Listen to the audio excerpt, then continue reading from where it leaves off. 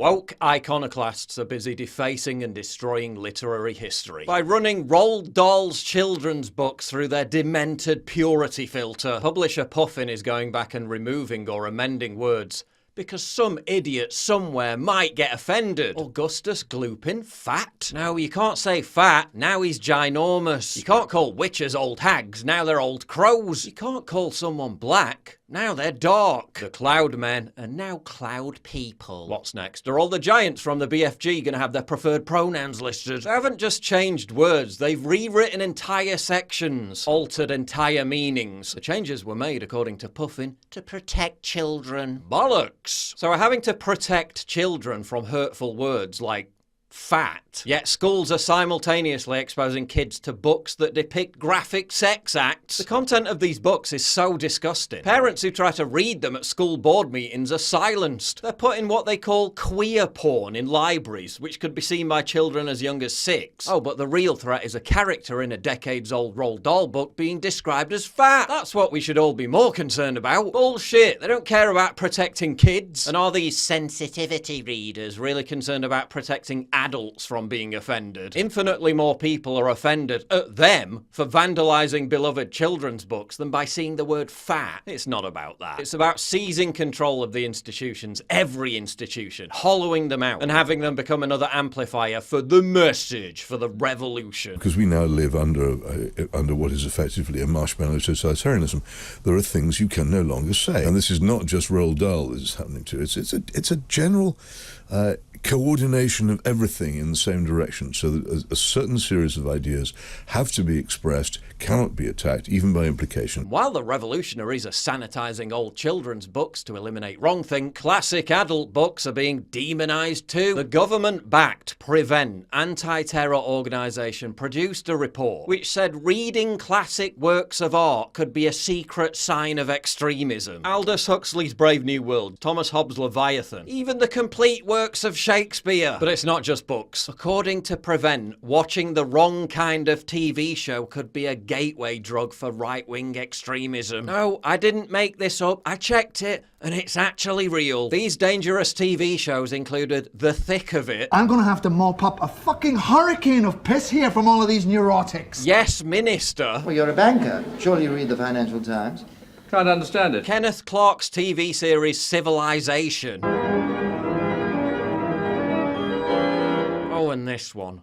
Oh, this is delectable. Great British Railway Journeys. In 1840, one man transformed travel in Britain. I mean, I was fairly moderate politically, but after I saw that episode about the world's first passenger railway line from Liverpool to Scarborough, my dark journey down the rabbit hole of radicalisation truly began. This is how useless Prevent is. 75% of terror attacks in the UK are Islamic in nature. An Islamic jihadist blows up an arena full of kids in Manchester, and their response is to keep tabs on people who watch a 1980s TV sitcom.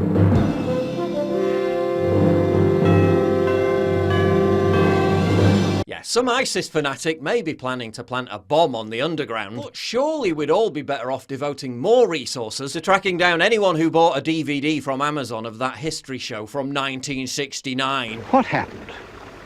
Well, it took Gibbon 9 volumes to describe the decline and fall of the Roman Empire. Yes, there may be a deranged radical running around knifing people to death on London Bridge, but surely the bigger priority is spying on people who enjoyed a BBC documentary about historical trains hosted by Michael Portillo. I'm leaving Suffolk for neighbouring Norfolk and its largest coastal town. What's next? I grew up watching Rainbow.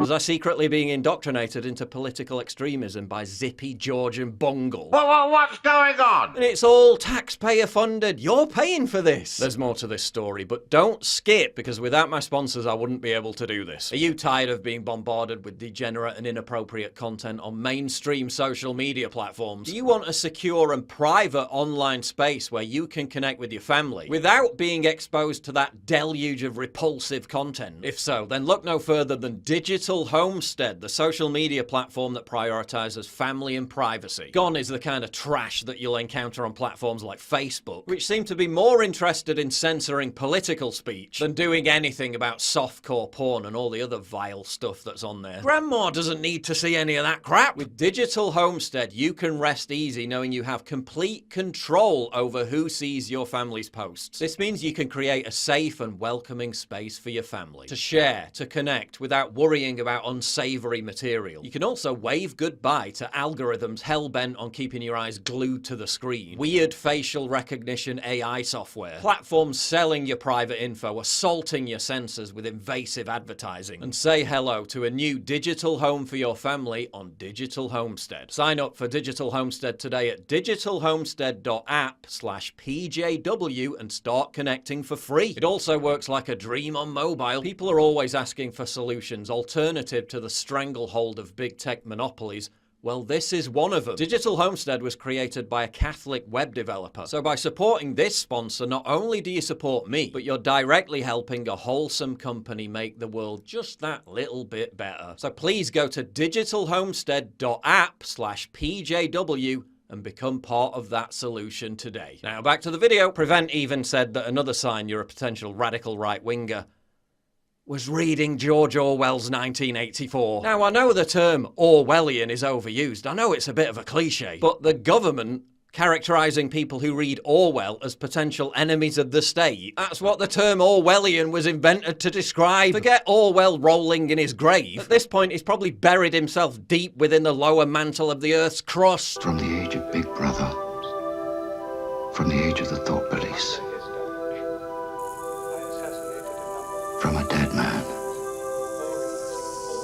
Greetings. Meanwhile, a report by Policy Exchange is warning of rising levels of squalor and crime around the Houses of Parliament. The investigation discovered that police in London have compiled a secret list of suspect statues, ones that might offend woke revolutionaries who want to see them toppled. This includes the Cenotaph, Britain's most famous war memorial, which is basically an empty coffin, a non-political symbol of national grief. And even that's apparently under threat from these cultural terrorists in the name of fighting the far right. The definition of far right sure has become quite slippery, hasn't it? It was once considered a far right fringe belief that Britain had too high levels of immigration. But now, according to the latest polling, that's a majority opinion. Is most of the country far right? A plurality of Labour, Lib Dem, SNP and Green Party supporters think immigration in the UK is too high. Guess they're all far right. Spare a thought for the poor Irish. They're getting a little bit too uppity about their cities being consumed by mass immigration, social housing being taken away from native residents, rising crime, teenage girls being sexually assaulted, you know, all the benefits of multiculturalism. Now their government is trying to pass a law that would make anti-immigration protests illegal and criticism of migrants a hate crime. How to deal with all the problems caused by open borders? Simply criminalise the opinions